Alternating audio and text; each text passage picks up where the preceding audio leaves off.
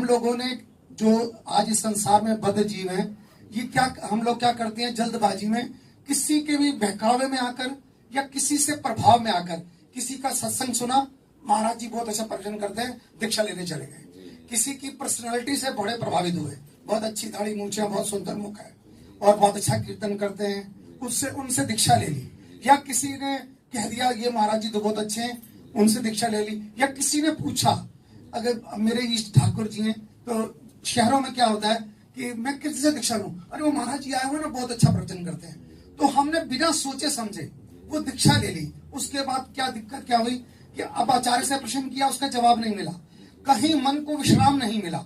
तो उनका ये प्रश्न है कि महाराज जी आप हमें ये मार्गदर्शन दें कि जब हम दीक्षा लेना चाहें तो हमें किन बातों का ध्यान रखना चाहिए, किन आचार्य से हमें दीक्षा लेनी चाहिए। साकत संग अगिन लपट लपट जरत को संगति कीजय, साध सुबुद्धि समान सुसंतन जान के शीतल संगति कीजय। एक जो प्रकृति विरुद्ध जो संसार में आसक्त चित्त वाले जीव है, एक जो काचे प्रकृति विरुद्ध करे तो का कीजिए, आगे के दाचे गए भज पानी में आग लगे तो का कीजिए। जो आप प्रश्न कर रहे हो वो यही प्रसंग का है कि साकट संग अगिन लपट लपट जरत को संगति कीजिए। ये जो भगवत विमुख, देखो एक होता है कंठी बंधवा लेना और कान फुकवा लेना, ये एक बाहरी दीक्षा संस्कार हो गया। और एक होता है प्रभु के सम्मुख होकर के चलना, जैसे हम दीक्षा ली और संपूर्ण चित्तवृत्ति प्रभु को अर्पित करके चल रहे हैं। जिन्होंने केवल दीक्षा ली और प्रभु के मार्ग में चल नहीं रहे, वो भगवत विमुखी हैं, उन्हें भगवत सम्मुख नहीं कहा जा सकता, क्योंकि भगवत सम्मुखता स्वीकार न करके संसार की सम्मुखता स्वीकार किए हुए। अतः जो अन्य भाव वाले हैं, अपने कामनाओं के लिए किसी अन्य देवी देवता अन्य भाव वाले हैं, और भगवत विमुख जन, इनका संग आग की लपट के समान है। साकट संग अगिन लपट लपट जरत क्यों संगत की जाए, प्रश्न कर रहे हैं। वैसे तो तुम खुद आग में जल रहे हो, काम क्रोध लोभ मोह मत्सर की। अब इससे छूटने के लिए तुम्हें चाहिए साधु संग, तो तुम उन्हीं का संग कर रहे हो जो खुद काम क्रोध लोभ से जल रहे। क्यों जल रहे हो? तो बोले क्या करें फिर हम? बोले साधु सुबुद्धि समान सुसंतन जान की शीतल संगत की जाए। साधु की संगत करो। साधु का क्या स्वभाव है, बहुत बार सत्संग में वर्णन किया गया है। संतों के लक्षणों का बहुत बार वर्णन किया गया है। साधु से कभी किसी की हानि नहीं हो सकती। साधु ते होए न कारज हानि। साधु का दर्शन, साधु का स्पर्श, साधु का संभाषण, साधु की हर चेष्टा तुम्हारा परम कल्याण कर देगी। साधु सुबुद्धि, सुबुद्धि वही है जो प्रियालाल के सदैव चिंतन में, प्रियालाल के नाम जप में, प्रियालाल के लीला गायन में उत्साहित होकर लगती। अभी हमारी बुद्धि संसार के चिंतन में लगती, भोगों का चिंतन करती है। बोले ऐसे संतों का संग करो जो साधु स्वभाव वाले हैं। अभी 4 दिन के अंतर में ही एक पद विनय पत्रिका जी का गाया था कि कबहू का हो यह रहनी रहोंगो, श्री रघुनाथ कृपालु कृपाते साधु स्वभाव गहोंगो। इस पद की व्याख्या हुई थी। साधु स्वभाव क्या है उस पद में पूरा वर्णन किया गया है। अच्छा, साधु और सुबुद्धि, सुबुद्धि क्या है?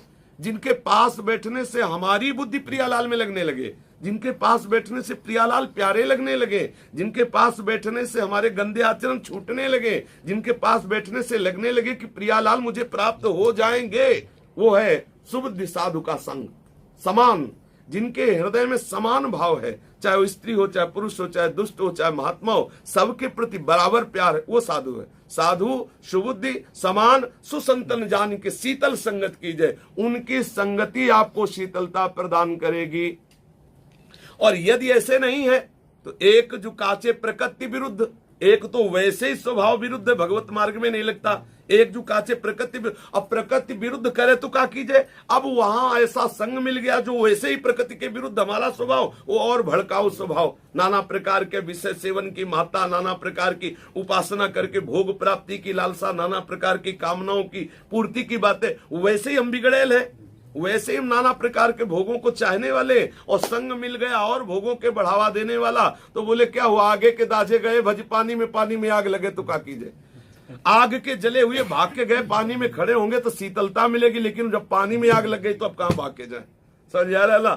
तो साध सुबुद्धि समान सुसंतन जान के शीतल संग। संत का सबसे बड़ा पहला लक्षण है जिसके संग, जिसके पास बैठने से संसार के दोष छूटने लगे, प्रियालाल अच्छे लगने लगे। बस यही पहचान है। वस्तुतः संत को संत ही पहचान सकता है, दूसरा कोई नहीं। पर साधारण पहचान है। जैसे हम थके मांदे कैसे भी यमुना के समीप जाए तो एक आनंद की अनुभूति होने, ऐसे संत के समीप जाते ही हमारा हृदय शांत होने लगे, संशय मिटने लगे, प्रभु प्यारे लगने लगे। ऐसा लगने लगे जो मैं खोज रहा था वो मिल रहा है मुझे, ऐसा लगने लगे हृदय। ये किसी को विज्ञापन से नहीं रीझना चाहिए, ये मेरी छाती, मेरा हृदय प्रमाण होना चाहिए। जब हम समीप गए, जब हम बैठे, जब हमने देखा, सुना, चर्चा, मेरा हृदय शीतल। बाहरी पोजीशन पे नहीं रीझना चाहिए। बाहरी पोजीशन तो नाटक मंचों पे भी बहुत बढ़िया साधु की कर लेते हैं। मतलब कोई नाटक जो है जिसमें साधु का रोल करना है तो अभिनेता लोग नहीं साधु बन के ऐसा नाटक करते कि बहुत बढ़िया बिल्कुल फिट, तो उससे हृदय थोड़ी शीतल हो जाएगा। जब सच्चे संतों का संग करते तो हृदय में शीतलता आती है। तो कह रहे हैं कि साधु सुबुद्धि समान संतन जान के शीतल संगति कीजिए। आगे के दाजे गए भजी पानी में आग लगे तो क्या कीजिए। पछताना पड़ेगा यदि हमारा गलत संग हो गया तो हमें वो बात नहीं मिलेगी जो मिलना चाहिए। तो किसी के बहकावे में नहीं, स्वयं अपनी छाती का निर्णय पूर्ण। भगवान सबके हृदय में आत्मस्वरूप से विराजमान है। हर बात का उत्तर आपको देने के लिए तैयार, केवल आप सुनिए उनकी बात। आप आके बैठ जाइए और हृदय से पूछिए कि मैं इनको गुरु बनाऊं कि नहीं। बस प्रश्न डाल दीजिए और आप अंदर ही एकाग्र है ना, वो कब पास होके आता है। जैसे नहीं बोले अब हमने डाल दिया, वो थोड़ी देर में कंप्यूटर फिट करके देगा, अब अंदर से आएगा। और थोड़ी देर बैठने के बाद अंदर से अगर हृदय शीतल हो जाए कि हाँ, तो बस जान लो कि सही का निशान लग गया। और अगर हृदय जल रहा है तो अभी बाहर निकलो, आते जाओ। और जब आपका हृदय शीतल हो जाए, जैसे आपने कहा कोई बात सुनने से हृदय शीतल हो गया, विश्राम हो गया, मतलब हमारी बात ठीक रही। भले हम नहीं जानते, लेकिन यदि वो बात ठीक नहीं तो उपासक को वो जलाएगी बात। जैसे आप कोई प्रश्न करो और मैं बोल दूं तो आप सुन जरूर लोगे, लेकिन आपका हृदय ठंडा नहीं होगा।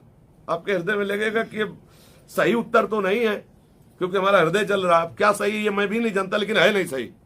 और अगर सही होगा तो एकदम ठंडा हो जाएगा, लगेगा हाँ हाँ बिल्कुल बिल्कुल बिल्कुल ऐसा ही है। ऐसे ही जहां हमारे संग के भावना बनी कि हमारे गुरु है, ये हमारे महात्मा, उनका संग करने से जब हृदय शीतल हो जाए और हृदय कहने लगे कि मिल गए, जिनकी खोज थी वो मिल गए, बस किसी पूछने की जरूरत नहीं। और किसी के कहने से जाने की बात ये ठीक नहीं है। हिंदुस्तान भेड़िया धसान वाली बात नहीं होनी चाहिए। 100 लोग जा रहे हैं मरने तो हम भी कटने जाए, क्या हुआ? अरे हमें सोचना चाहिए क्यों जा रहे हैं, किसको पूछ रहे हैं, क्या कर रहे हैं। क्या थोड़ा अगर जाना भी है तो थोड़ा परीक्षार्थी बन करके जाइए और आप वहां देखिए और फिर लौट के आइए। अपने आत्म स्वरूप भगवान से पूछिए कि क्या आपने विधान रचा है वहां में जाने का, क्या आपने वहां शरणागति का विधान अगर रचा है तो आप हमें संकेत कीजिए। तुरंत आप निश्चित समझो, तुरंत संकेत होगा आपको।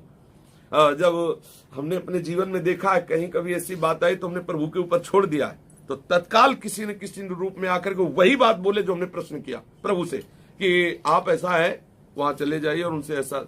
तब लगा कि ये तो मेरा प्रश्न था, ये बाउल कैसे रहे। तब लगा वही जगत गुरु इनके रूप में आके बोल रहा है। या कोई ग्रंथ खुला और वही पॉइंट निकल पड़ा, या कोई आके बोल गया और या अंदर स्फुरित हो गया। आप 3 जगह ना अपनाओ, आपके प्रश्न का उत्तर मिल जाएगा। जगत गुरु से बात डाल दो, अगर कोई भी बात जचानी है तो आपके अंदर आ जाएगा, या कोई ग्रंथ खुल जाएगा, या कोई संत या कोई भी आके आपको बता जाएगा। प्रभु सर्व